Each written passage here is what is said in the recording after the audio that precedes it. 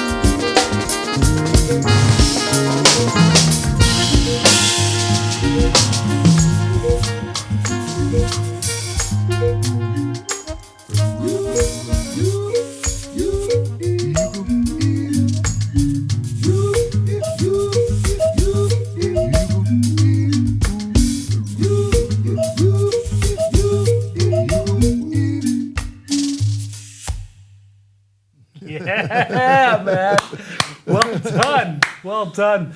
Ladies and gentlemen, the legend himself, Mr. Harvey Mason. Wow. Here at Drumeo. Wow, I'm here at Drumeo. Thank you so much for coming. Thanks for having me, Dave. It's great being here. You kidding? Absolutely. What a scene here. Yeah. Well, we got a really cool lesson for you. And if you don't know who Harvey Mason is, I doubt that. He is one of the most recorded drummers, I would say. And your resume is way too long to list. We'd be here the whole hour if I were to talk about all this cool stuff you've done. But just a quick recap, I guess. So he's recorded with Herbie Hancock. In fact, you co-wrote the song Chameleon. That's right. Which you did a rendition of that just now. Yes. You've also recorded with Chick Corea. You recorded with Seal, Kiss from a Rose back in the 90s. Oh, yeah.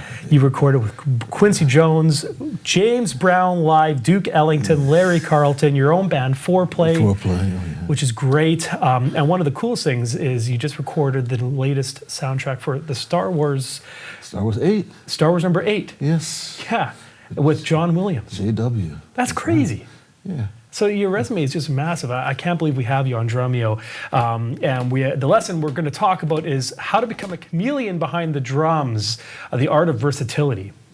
Very, very important. I think so. Yeah, I've been working in LA since 1970. Wow. And you've done the works. We're going to dive into that a little bit deeper.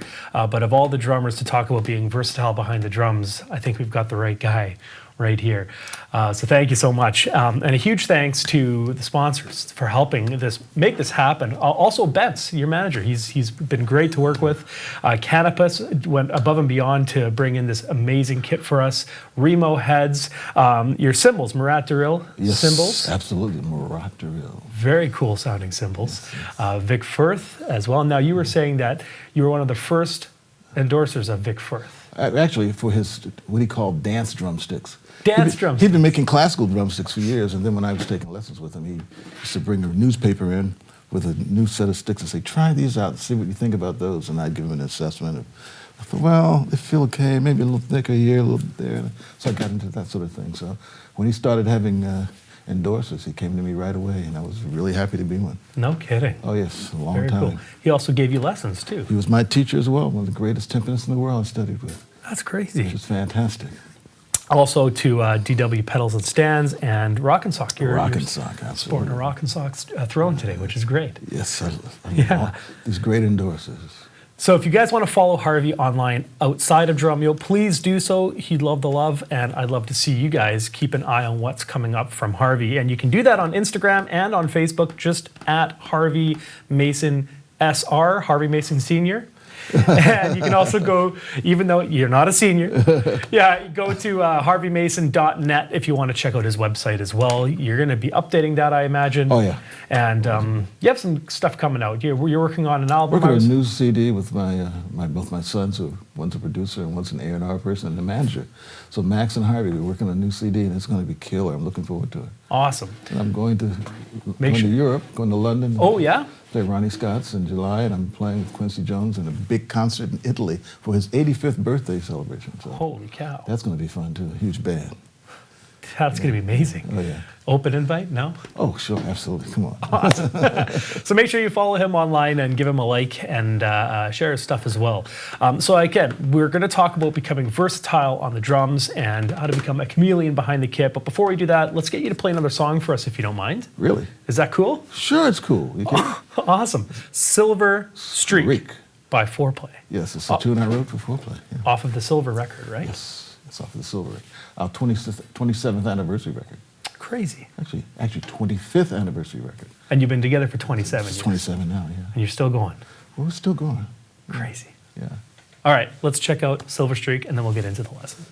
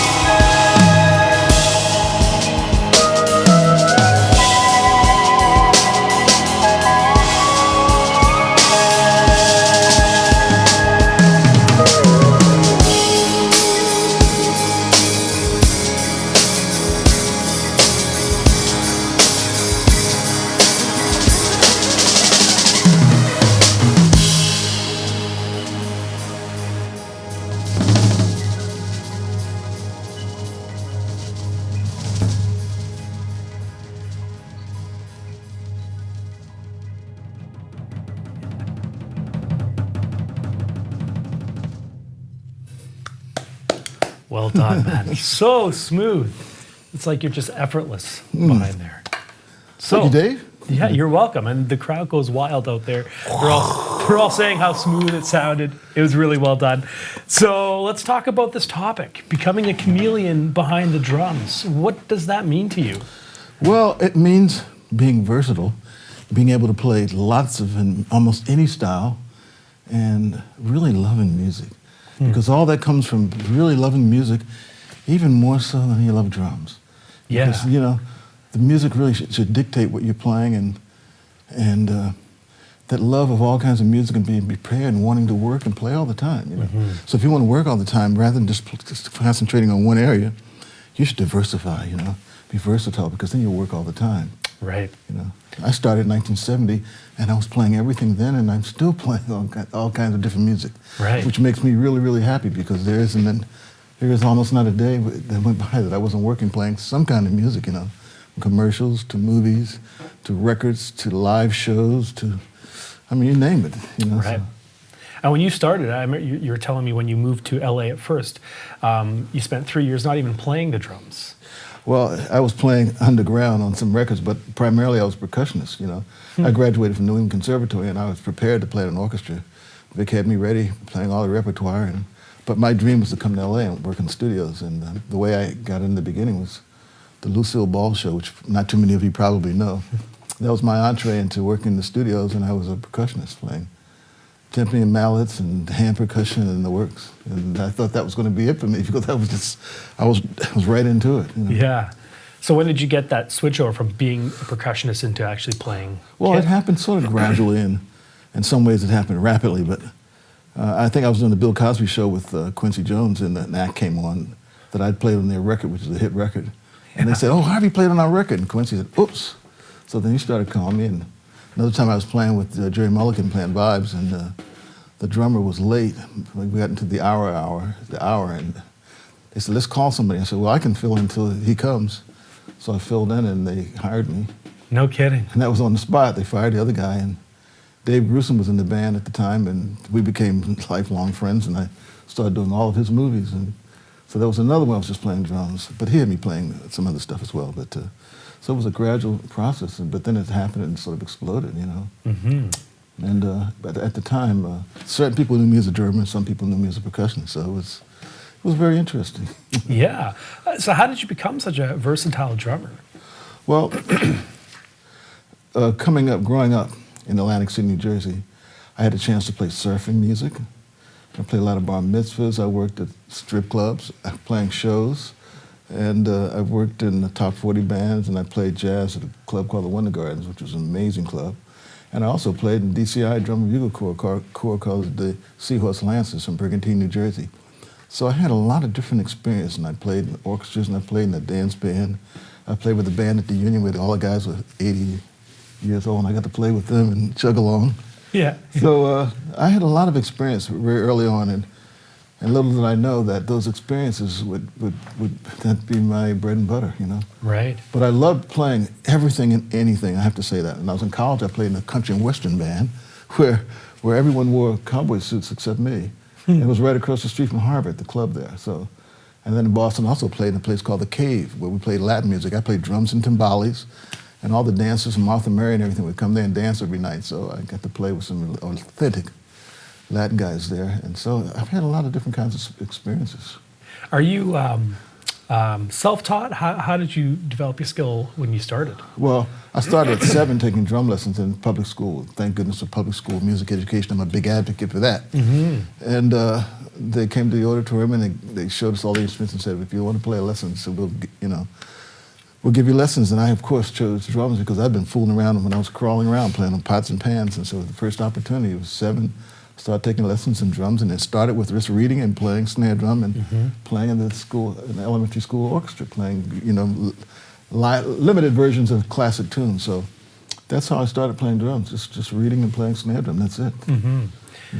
Now you start, when you were talking before the lesson, you were talking about all these different ways that you're versatile, and I want to kind of ask you a little bit about some of those. One of them you were talking about is the sound that you create.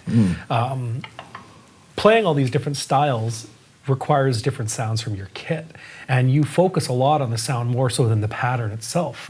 Can you elaborate on that and show us how you do that? Well, for me, playing timpani and playing percussion, it was very important to me, the sound that I get from the drums. And it really translated to recording. That's why I think I ended up recording a lot, because I had a very unique sound. Even though when I first moved to LA, sound wasn't that important. And we played single-headed toms that were muffled, really did. They were hard to play, but as time went on, we had a chance to play drums that had double heads on them, and they sounded so much better, and it was so much more fun to play. But exercises I used to do to try and make sure I was playing in the center of the head, I'd start.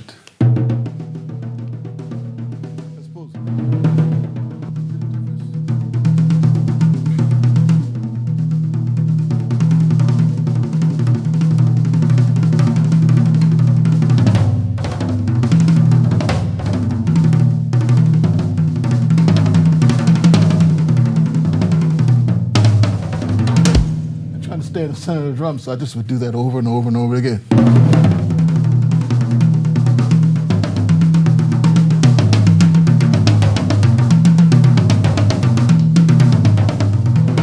And I also use sort of a timpani grip, which is French style, the palms are facing each other.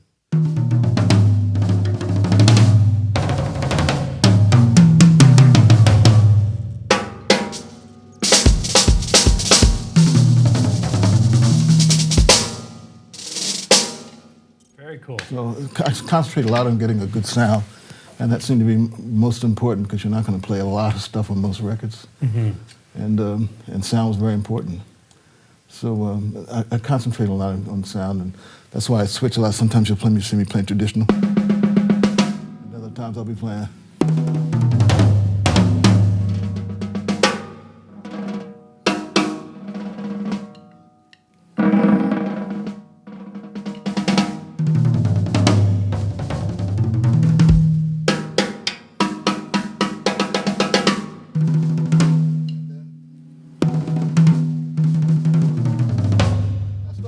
Really open doubles, accentuating the second beat.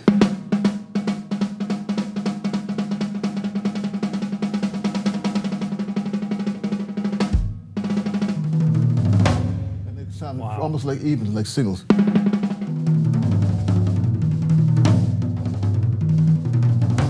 Leading with the left.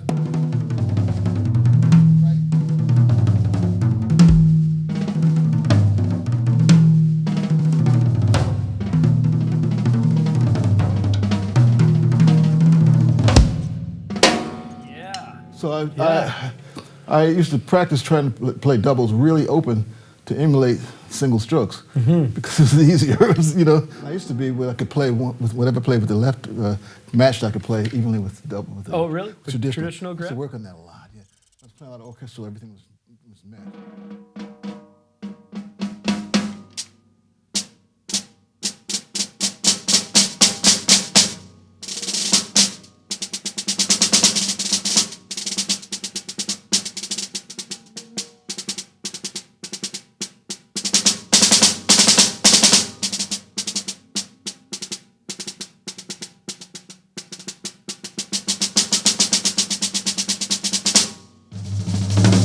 Yeah, I see. So you're focusing not a lot of drummers, they focus on how fast they can play, what kind of patterns they can play, but you focus on the sound in accuracy on where you're hitting the drums. Sound, accuracy, and articulation, and also let the music dictate what I'm going to play.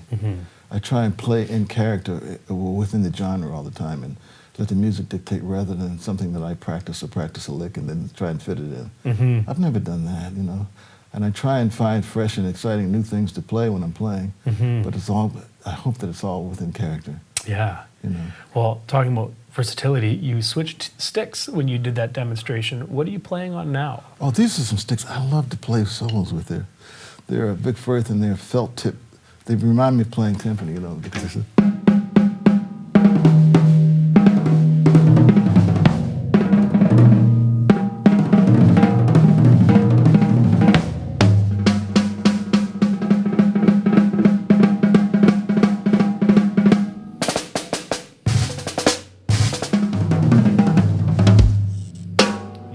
different. You got quite a diverse bag. You were showing a couple other sticks. What do you all have in your stick bag right there? Well, brushes, of course, and I have rods, of course. Rods are very, very, very used a lot nowadays, and a lot of times people play with these rods as opposed to using drumsticks.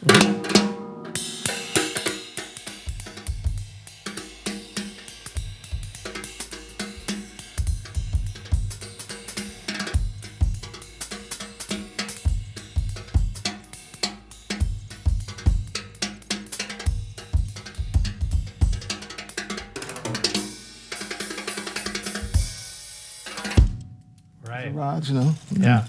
Of course, the basic mallets, and then just different sticks. These are Vic Firth Geiger model, but I love those.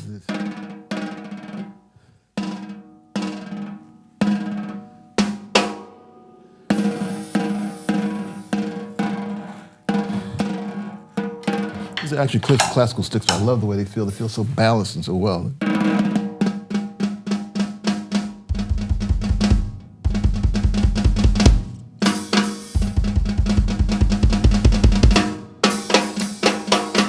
Well, what about Latin, Brazilian, funk? You've done all that as well. Well, I played a lot. Like I said, I recorded with Joe Beam and Djavan and Simone, and I can't think of all of them, Guilherme Orantes, and on and on and on. And I started really early. I came to LA and I worked with a guy named Moacir Santos, who was a Brazilian composer brought here by Henry Mancini, and he wrote out all the rhythms and some really interesting rhythms.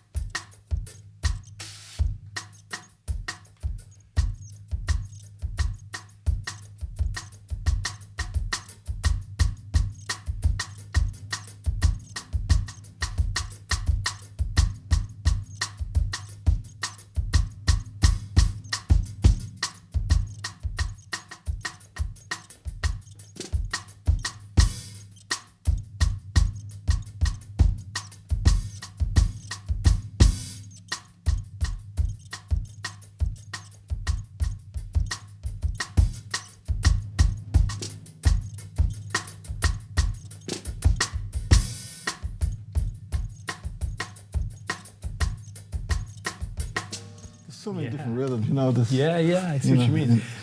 So tell me then, how did all this diversity in the styles that you know, how did that help with your career? Like, what was the main thing that you took away from that? Well, first of all, I loved it all, and it was so interesting to play so many different kinds of music. It made every day very interesting, and it also, it kept me working because there was so much going on. If I played just one style, I would have worked one day and maybe not the other 5 or 6 days.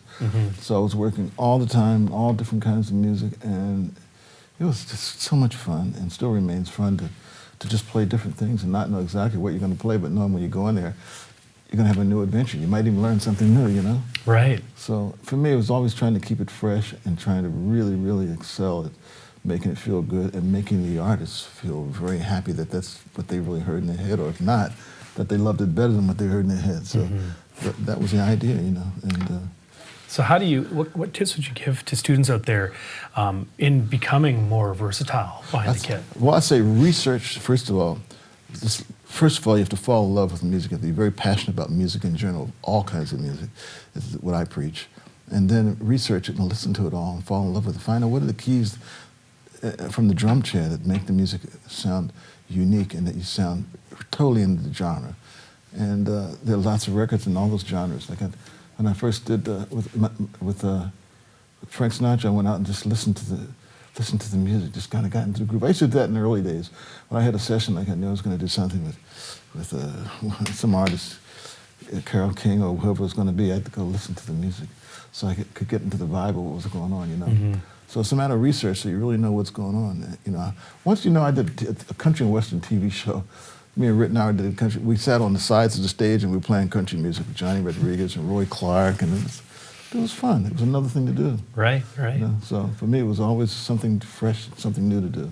Well, you look at all the different styles that you know and that drummers can learn, and it's sometimes overwhelming. What are your tips to drummers who just might not have the time, or they can just see it as an overwhelming mountain to climb? Well, first of all, if you love music, it doesn't turn out to be an overwhelming mountain. It's really not. And there's only so much you can play on drums. I mean, it's all right here, and it's not like you have to reinvent the wheel. Most of the stuff is pretty straight ahead, you know, and it's not like you have to be a complete master in it. You know, but even though you want to be as good as you possibly can be, but you could, basically, if you're in the ballpark, you're good. Then if you begin to learn how to interpret within the genres, and you're really straight. So interpretation and being creative within that is also very important, especially in recording, because the composer doesn't have a chance to say to you, well, do this or do that. You know, you have to take some initiative. You have to understand music and feel music, and the note fairy has to be there for you. You know? Right. You know? I love that interpretation. That's a big point that you were talking about before. Can you expand on that? Like, I mean, when you're thinking about a drummer, they want to learn beats and fills and all that. But you focus on musical interpretation. I focus on music. Yeah. You know, you can learn basic beats and things like that, but I think if you're going with a preconceived idea, you kind of push everyone into a certain area where you have to go. And I think you have to really listen to the music and let the music guide you as far as what you play, but within the genre as well. So, you know, it's like learn something, listen to it, put it in your vocabulary, and don't just throw it out there. Just wait for the right music to come in, and then let it flow out. Let it flow and relax and just enjoy it. Just and be thankful. Just go for it. You know, you know, be positive, and it's a picnic. It's so much fun when you think about it. Yeah. And I look back now on all the stuff I've done. I guess I'm getting to that point where I'm looking back saying, "Wow, I did that. You know, you mentioned these different things. I said, "Oh yeah, I played on the movie of Purple Rain." You said, "Purple Rain?" I said, "Yeah, I did the movie." That's crazy. So, you know. Yeah. And then you say, "Well, oh yeah, I did." I mean, so many movies I've done. It's crazy. Yeah. And I think about it as crazy, you know. And I don't know what the answer is, except that just love music and just be versatile. That's all I can say, because there was a time when I was working 3 sessions almost every day, except Saturdays and Sundays, and sometimes then you work on Saturdays too. Wow. You know, and then flying into New York just to do sessions and back and forth, and so, you know, that's why my resume is as it is, which I'm extremely proud of, you know. Yeah, well, I would be too. The music industry has changed a lot over the years. Has that changed your approach on how you think students should kind of take on the drums, or is it more important now to be versatile than ever? I think it's important to be versatile now, but I also think not only just on your instrument. I think you have to learn recording engineering techniques and Pro Tools. You have to learn how to write music. You should learn how to write music, and of course reading, and learn a lot about the business, and gain people skills. You know, it's all very important, because you may be headed in this path, but you might have to go left or right. You know, like I tell the story of a young kid that I know. He's a grown man now, but he wanted to study just jazz saxophone. He was going to Michigan, and I gave him the big lecture. I said, "Look, you go there, you learn to play in the orchestra, you learn engineering, you learn about writing, you learn the whole works. You learn the gamut." He came back out. He had a job as an intern with Hans Zimmer, and now he's the two composers of Thrones, Game of Thrones or something. You're kidding. No. So there you go. So you just wanted to learn jazz? He just wanted to learn sax, and because he learned everything else, he came out and he was prepared. He hardly ever plays anymore. Well, that's like one of the biggest tips right there, is not just be a drummer. I think, be a musician. You know, I think you have to be a musician. Yeah, I think that's the key, being a musician. If you love music, you love being in the business. You know, so just learn as much as you can. I'd rather be doing something in music than doing something else if I wasn't playing my instrument. You know. Exactly. So I think it's really important to really just expand your knowledge. And if you love music, and music is everywhere. I mean, just, you know, it's just incredible. It's a serious gift. And I have passion about music. It's nothing like it. How important do you think reading is? Well, I think it's important, because it's another avenue. You end up playing in a lot of situations where you wouldn't if you couldn't read. There are a lot of situations, especially if you're doing studio work, you have to be able to read. You know, you have to be able pretty quick, and you have to have a lot of experience about reading, and no one can tell you anything. You just have to be able to interpret and read and know what's going on. So I think it's important. I think it's very important. At least for Yeah. me, it was really, really important. I would think if someone wants to be a really well-rounded musician, he'll do that, because otherwise you'll miss out on some things that are really, really important that you might want to do. So why leave that stone unturned? Exactly. If you're a young person, you have a sharp mind, just go for it. Yeah. Get prepared for everything on your instrument. That's the way I look at it. And if you can go beyond it, you have time to go and beyond it and play percussion as well. And that just sort of puts you in the ball game even more. Mm-hmm. So for me, I'd say like the first couple of years, or almost 3 years, I was playing percussion. I was sitting in the percussion section watching all the great drummers play, and it was like an education for me. Mm-hmm. Shucks, man. I played percussion on so many records. I even got to play with Earth, Wind, and Fire, playing with timpani and vibes and all, so all their early records. Which is fun. I love hearing that stuff and knowing that I'm not playing drums. No, I'm playing. You're playing percussion, or you're playing vibes. Yeah. Can you believe I was playing vibes with Jerry Mulligan in a live situation? That's nuts. Isn't that crazy? Yeah. And then I ended up making a very important record with him in Carnegie Hall, playing drums after that. Yeah, look at that. So your connection from not even the drums got you a drum gig. with Jerry Mulligan and Chet Baker. One of the great recordings I've done. Do you want to play us a solo? A solo. Oh, Yeah. let's think about the note fairy. If the note fairy comes to me, let's see what happens with that. Do you want to try something big Try bandish? something. I'll play a solo. Play a solo. I'll play a solo. Show us some of your versatility behind the drums. Okay, let's see. All right.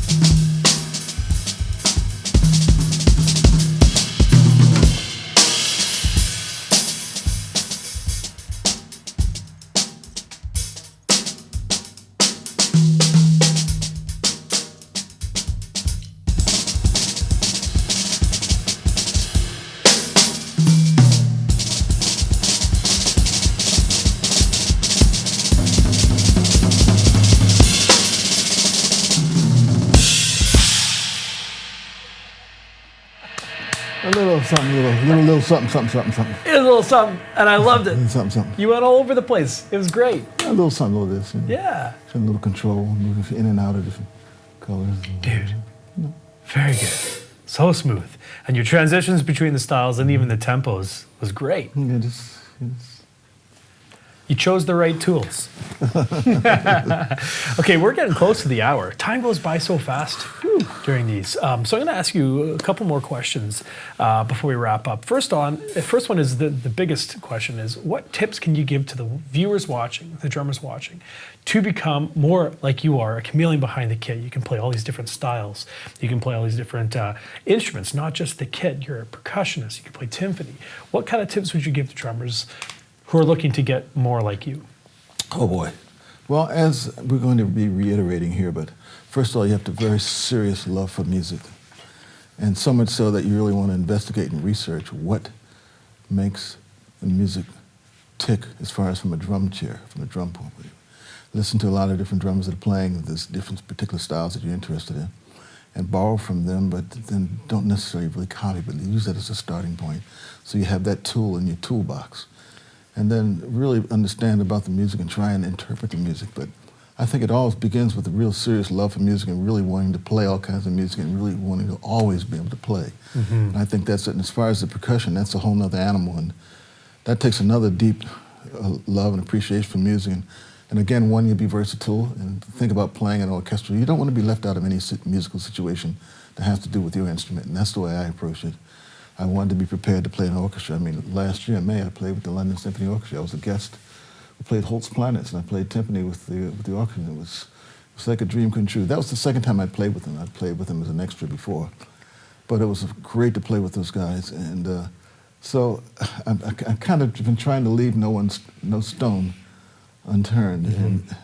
And for me, that was a very emotional moment to kind of cover that, or at that level. That's one of the best orchestras in the world. So that, and then, I've done probably 23 Academy Award shows where we were reading in 3.5 hours or more of music on the spot, and those things meant and mean a lot to me, and then to have so many special recordings, and so I think you have to have a very serious love for music and just allow it to let it go, learn it, listen to it, practice, study, and then just let it go. Well, Nathaniel in the Drumeo chat said, you can see the difference his classical training has made. He's also mentioned he's played vibes, so you can read notation as well. He is a very, very, very well prepared musician. I think that's the key right there, is you're prepared for anything. Yeah, I was prepared. When I came here, I felt very prepared. Yeah. Yeah, not as prepared today. Well, I threw anything at you. I remember before we were the lesson, we went through a big band piece, which we might not even have time to play live. We'll have to do it for our course another time. I also threw you a funk track that you didn't even hear, and you nailed it almost on the first take. So you're definitely very prepared. Well, yeah. I felt I was more prepared, but now I don't do it every day anymore. The business has changed, as you talked about. Yeah. There are a lot more, many more drummers, and not as many recording opportunities. Everyone's recording in their home, and they're using machines still, and so it's a little tougher now to get that resume that I have, but I'd still hold out. Great guys can still get through and just practice, and fall in love with music. That'll get you through. That will definitely get you through. Very cool. For those watching, we're going to be doing a whole course. We're going to dive even deeper into this topic. We only had an hour, and I wanted to get a lot of playing from Harvey, in which we did. So please find us on drumeo.com. You can go to drumeo.com/trial, get a free trial, see what we have inside, and we're going to dive into some of the artists that you've played with, some of the experiences you've had, and some of the styles that you've kind of learned throughout the years. And we're also going to do a podcast tomorrow with you as well. So make sure you find us there. Check out Harvey on Instagram and Facebook at Harvey Mason SR, Harvey Mason Sr., and be sure to give him a like and a follow. Anything else you'd like to add before we wrap up? It's great being here. I look forward to seeing you again, and stay tuned. Drumeo is the best. Oh, you're too kind. I'm really happy to be here, and thanks, Dave. It's been great. The crew here and everything is amazing. I think you're going to really learn a lot about drums and about music and about life here, so stay tuned. I'll see you the next time. Thank you so much. Thank you so much. And a huge thanks to Bence as well for making this all happen. He's been great. So we're going to get you to play us out, if that's all right. Okay. One more song. Cool. This song is called The Bird. Okay. It's a very, very cool track. It kind of goes all over the place, and then again, another great way to showcase the versatility that you have. All right, sound good? I go all over the place. But in a good way. Good. Okay. All right, Harvey, thank you so much again, and we'll see you guys all later.